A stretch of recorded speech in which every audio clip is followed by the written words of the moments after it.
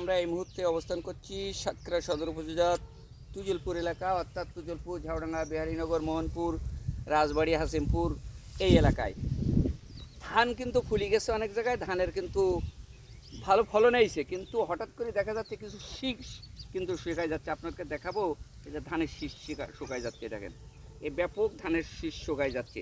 এখানে আসলে মাজরা না অন্য কোনো পোকা লেগেছে কিনা সেইটা হলো আমাদের দেখার বিষয়। আমি আপনাদেরকে একটু ভিতরে নিয়ে দেখাবো যে এখন কিন্তু ধান অলরেডি ঝুল পড়ে গেছে অলরেডি, আর কদিন পরে কিন্তু ধান কাটা হবে। এই মুহূর্তটা আপনার কারেন্ট পোকা আসে এবং পচা রোগ, অর্থাৎ পচা রোগকে কারেন্ট পোকা বলা হয়। আপনার জমি যদি শুকনো থাকে সেক্ষেত্রে কিছু হবে না। আমি একটু দেখাতে বলবো যে এটা ধান কিন্তু এবার ব্যাপক, আর কিছুদিন যদি আগামীকে না হয় তাহলে ধানের কিন্তু বাম্পার ফলন হবে। আমরা এটা আশা করছি সাতক্ষীরা জেলায় ধানের বাম্পার ফলন হবে। কিছু রোগ দেখা দিলেও মাঠের পর মাঠ সাতক্ষীরায় ব্যাপক ধান হয়েছে কিন্তু, বিশেষ করে 28, 62, 63, 81 এসব ধানের জাতগুলো কিন্তু ভালো। আমরা আপনাদেরকে দেখাবো এইসব ধান কিন্তু আর কিছুদিন পরেই কিন্তু অলরেডি ঝুলনেছে, আর কিছুদিন পরেই কিন্তু কাটা শুরু হবে। আপনারা চোখ রাখুন সমাজের আলোয়।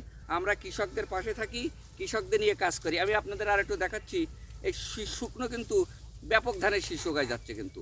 এই সাতক্ষীরা সদর, সাতক্ষীরা তালা, কলরোয়া এই এলাকার জমিতেও কিন্তু একই ধরনের রোগ দেখা দিচ্ছে।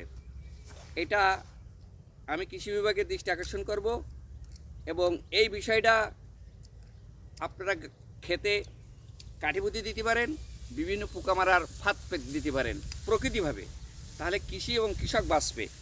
এবং বিদ্যুতের যে সমস্যা, বিদ্যুৎ যদি হঠাৎ করে এখন যদি কুয়ায় পানি না দেওয়া যায় ধানের কিন্তু ব্যাপক ক্ষতি হবে। আপনারা চোখ রাখুন সমাজের আলোয়, সবসময় আমাদের সাথে থাকেন।